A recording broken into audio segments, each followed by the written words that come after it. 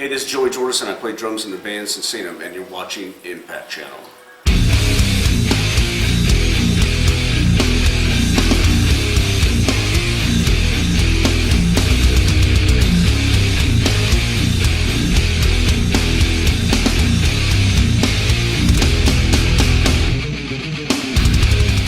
Hello everyone, our guest today is Joey Jordison from Sinsaenum. Hello Joey, welcome back to Hungary. Thank you. I'm just glad to be back. How are you doing? How is the tour so far? Yeah, everything's going great, man. And glad to be here, and glad to get on stage tonight and slay it. So everything's been going killer, man. And with 3 releases now, to be able to display them for everybody, and being able to come over here, it's absolutely amazing, and we can't wait to get on stage and showcase selections from the 3 records and everything. So we're looking forward to it. Awesome. Congratulations on the new album, it's fantastic. And how are you? Thanks, man. Are you happy with the reactions? Well, I'll be completely honest. I don't really use the internet like most people. I don't like to read like a bunch of reactions or fan reviews and stuff like that. My thing is that I have to stay, within myself and know that I'm doing the right thing and I'm doing the best for the band, and the band is happy. That's the review I need. Is that we perform right, I get out to meet as many fans as possible and know that they are satisfied with the show, satisfied with the record, and through everything since I started. I mean, that's really what it's about. Is it's the fans. They're the ones that feel this whole thing. We can write 100 songs, but if there's no fans behind it, then what's the point? So right. The fans are the most important. So much respect to them, and we thank them very much for being by Sinsaenum's side and being by each individual side that are in the band, and thank you. And you have some really tough years behind you. How you're doing at the moment? Great. I'm over here on tour. I couldn't ask for anything more. I still got Vimic going, and new record deal, and doing Sinsaenum right now. I'm just glad to be on stage, man. Glad to meet fans every day. Every day's a good day above ground, and especially be able to play metal and be able to do your craft and everything. And you got to respect that, because it's something that can be taken away from you really quick, and a lot of people wish they could be in your position. So if you disrespect the position that you've been given, that's when the trouble happens. So but as right now, man, everything's great. So yeah, no complaints. Maybe it's a weird question, but was it a source of inspiration for you when you reached the bottom?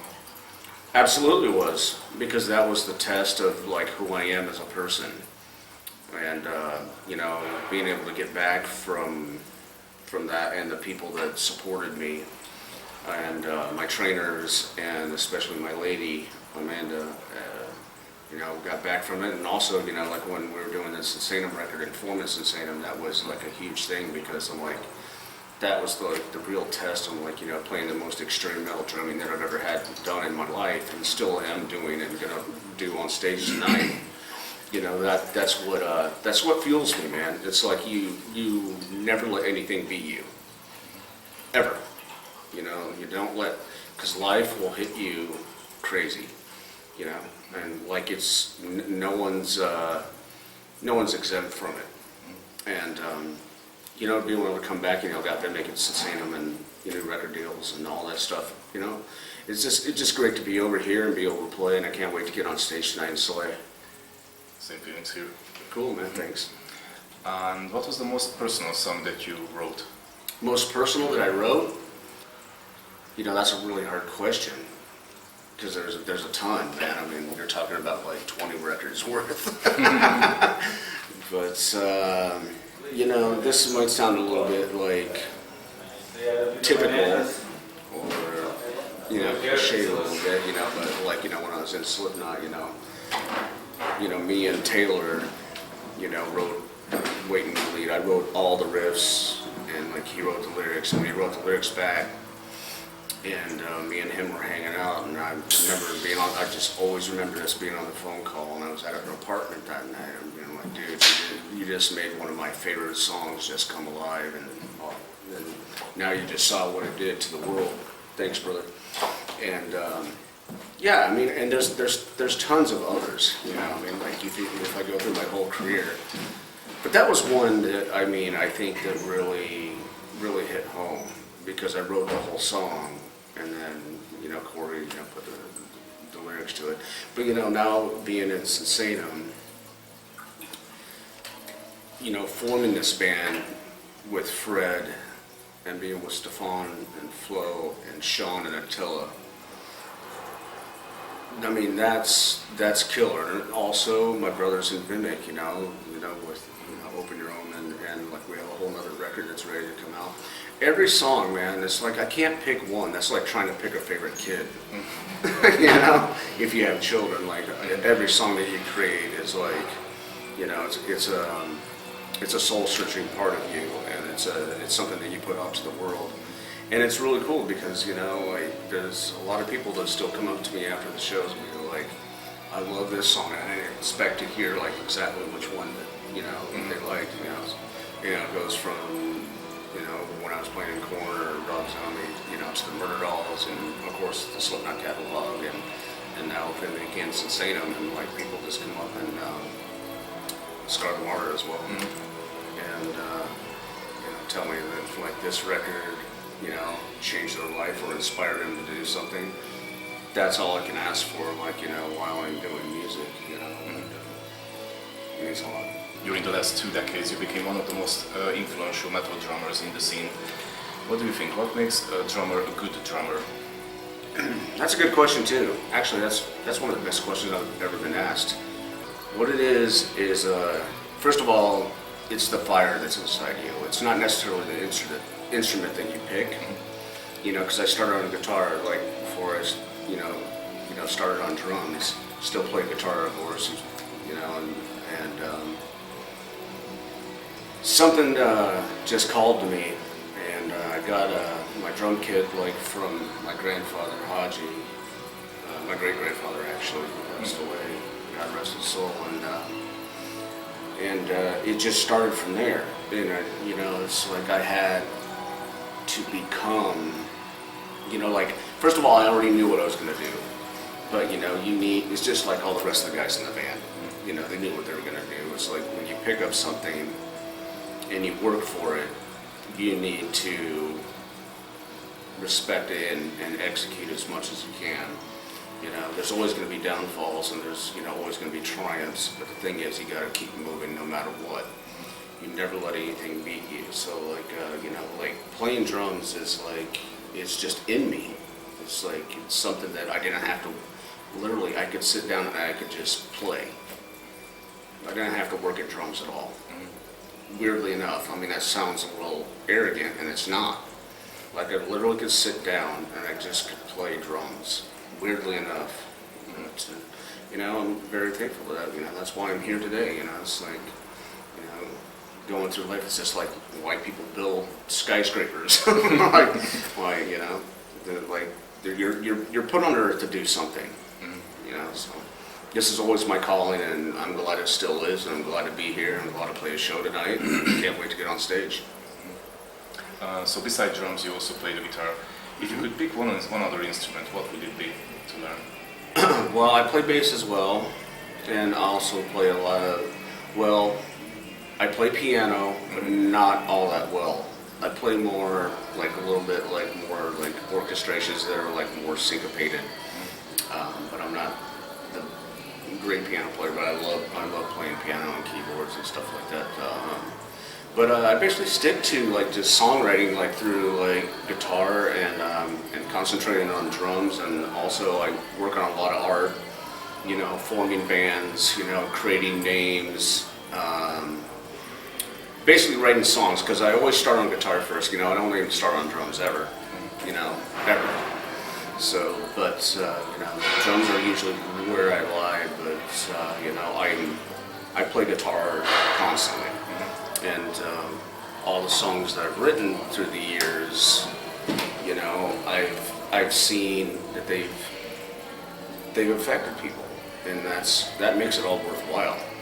Has nothing to do with money or fame or nothing. It's just like when someone comes up to me and like, you know what that song did to me? It saved my life. I'm like,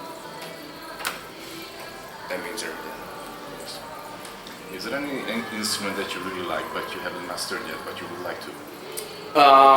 You know, that's a good question. You know, right now I'm just like so consumed with music, and I will be for a long time. There's certain things that, of course, that I would like to achieve, but right now, you know, like what I'm focused on is like just making sure Sinsaenum and Vimic and just whatever else I do, you know, is on point.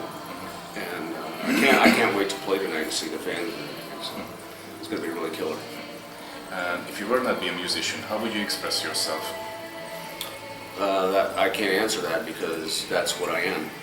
Have you thought about writing a book? Yes, that's a good question.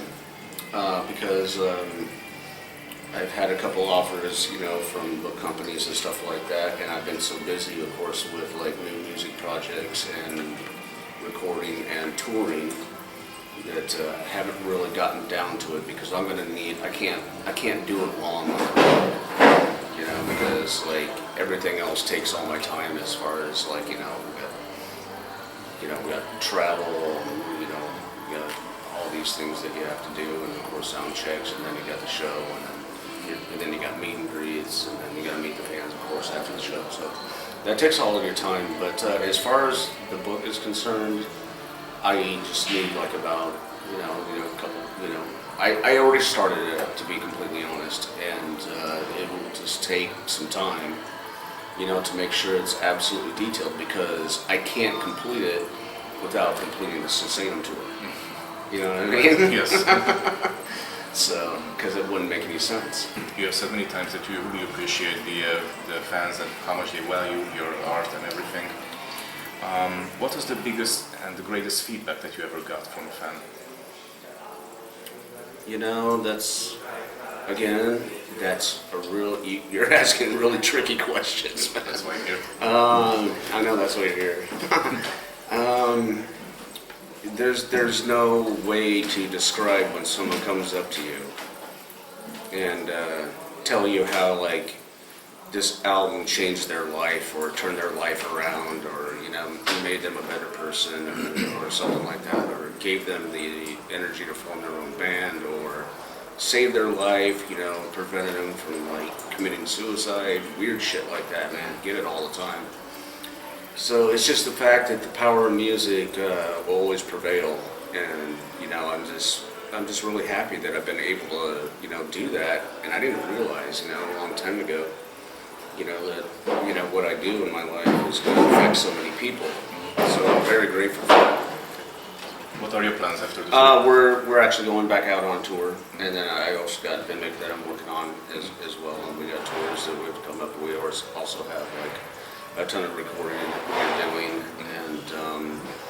and getting back to it once I get home.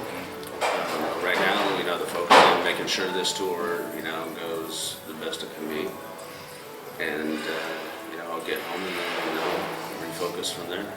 Okay. Last few questions. What are your 5 favorite albums of all time? Impossible to say. Impossible. That's an impossible question. It depends on like what genre you're talking about. Like if you're talking about metal, I still couldn't answer you. If you're talking about rock and roll, or you're talking about blues, or you're talking about country, I still can't answer you.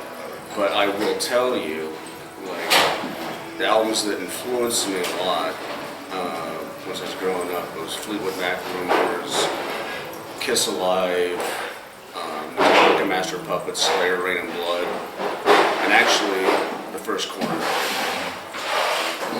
And then, you know, of course, you know, I've been into death metal and black metal for a long time. You know, like, especially like with Death Human, that was a huge one. You know, like you know, with Paul Mescal and Sean Ryder for Cynic, you know, that record is just like unbeatable. I mean, but there's a ton of others, man. If you had a chance to pick the artist for a Joey Jordison tribute album covering Vimic, Sinsaenum, Slipknot songs, An artist? yeah, who would you like to hear on the tribute CD? I don't know, man. That's a hard question. You know, like, here's my answer. Like, anyone that wants to cover anything that I've done or written or created, welcome to do it, and I'd love to hear it. What's the meaning of life? Meaning of life is living. And, you know, live every moment that you can to the best of your ability, and respect your family and your friends and your bandmates, and do the best you can in life. That's it. Any message to your friends? That is, respect them all. Thank you. Thank you very much for being a part of my life. Cheers. Thank you for the interview. You're welcome, man. Take care.